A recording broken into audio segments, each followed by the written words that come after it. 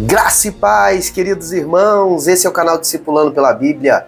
Eu sou o pastor Bruno Pinho e eu estou aqui, graças a Deus, mais uma vez, com muita alegria, prazer, satisfação de poder compartilhar aquilo que temos de mais precioso, que é uma porção da palavra de Deus ao seu coração. Primeira vez por aqui? Então seja muito bem-vindo e saiba que esse canal aqui tem um propósito, um objetivo muito bem definido, que é gerar uma cultura de leitura bíblica ao seu coração. Então venha se juntar a essa comunidade que ama ler as Escrituras. E nós estamos aqui com um sentimento muito especial, porque nós estamos iniciando a reflexão e a meditação sobre um livro poderosíssimo, talvez um dos livros mais lidos da Bíblia, que é o livro de Salmos. Sim, nós estamos começando hoje, e hoje é uma porção bem extensa. A gente vai trazer os principais pontos de cada um dos 9 primeiros capítulos do livro de Salmos. Então vamos juntos começar o conteúdo.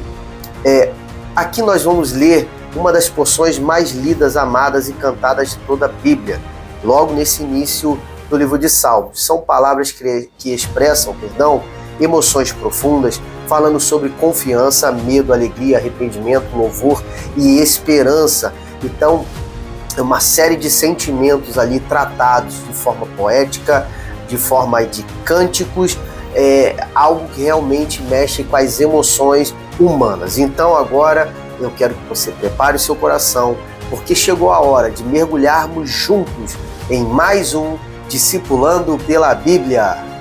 E o Salmo capítulo 1 é como se fosse uma espécie de porta de entrada para todo esse livro, porque ela apresenta dois caminhos, o caminho do justo e o caminho do ímpio. Salmo capítulo 1, versículo 2.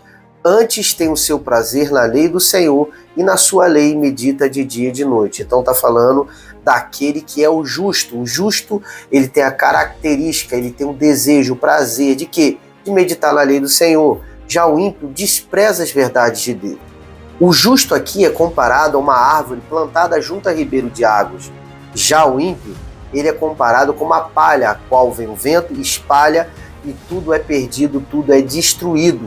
A mensagem aqui é clara: só há vida plena nos homens que decidem viver enraizados na palavra de Deus. O Salmo capítulo 2 muda totalmente a tônica do versículo. Agora ele está falando sobre o reinado de Deus e o reinado do seu ungido, ou seja, do Messias.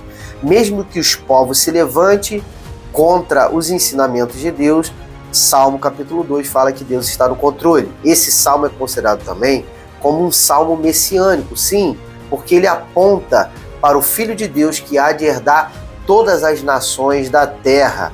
E o Salmo 3, que foi escrito também por Davi, ele foi escrito num contexto de fuga. Sim, Davi está fugindo junto com a sua família da perseguição do seu próprio filho, Absalão. Então esse salmo aqui é uma oração em meio a um tempo de medo e muitas incertezas. Salmo capítulo 3, versículo 3. Tu, Senhor, és o meu escudo, a minha glória e o que exalta a minha cabeça. A lição aqui é que em tempos de crise, Deus continua sendo o nosso refúgio e a nossa segurança. E agora, já para o próximo capítulo, nós temos uma sequência aqui muito interessante.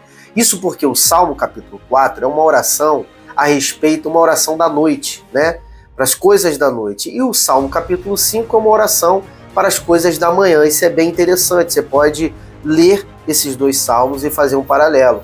Ambos expressam confiança em Deus diante da injustiça e também da oposição.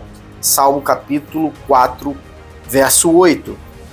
Em paz me deito e logo adormeço, pois tu, Senhor, me fazes viver em segurança. Então aqui está falando sobre o dormir, o deitar confiando em Deus. Já Salmo capítulo 5, verso 3. De manhã ouvirás a minha voz, ó Senhor.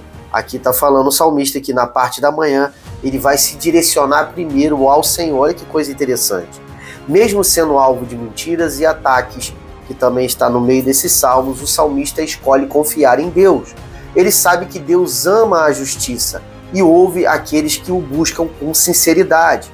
A lição aqui é: a oração deve ser sempre constante, seja na noite escura ou ao amanhecer. Deus sempre nos ouvirá. E o Salmo 6 é um clamor de arrependimento e de dor. Davi está naquele momento ali quebrado, pedindo misericórdia. Salmo capítulo 6, versos 6 e 7. Estou cansado de tanto gemer. Senhor, volta-te para mim e salva-me. Aqui é um clamor de quebrantamento e de arrependimento. Este salmo mostra que Deus não rejeita um coração contrito e aquebrantado.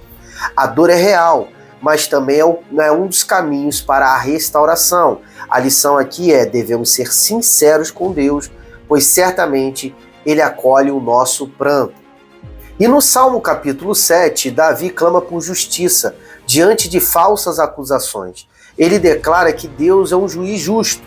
Salmo capítulo 7, verso 8. O Senhor julga os povos, então julga-me, Senhor, segundo a minha justiça.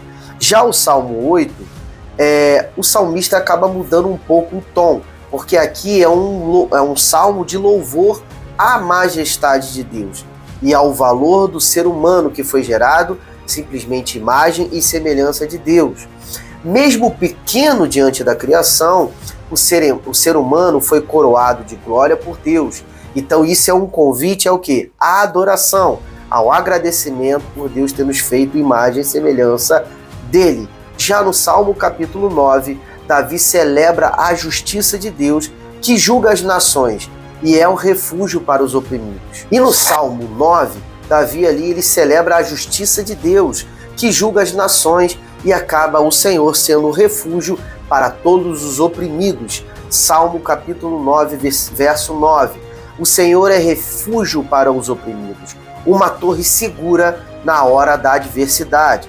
A lição que podemos extrair aqui é que Deus não apenas ouve, mas Ele também age em favor dos seus. Ele é um juiz justo e defensor de todos os necessitados. E já caminhando para o final da porção de hoje, nós observamos que os primeiros salmos nos lembram que Deus é um Deus de justiça, mas também é um Deus de compaixão.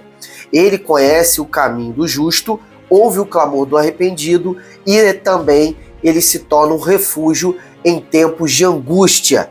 E aí, gostaram do conteúdo de hoje? Esse vídeo edificou o seu coração? Então agora chegou o momento de você me ajudar a pregar o Evangelho do Reino a mais corações.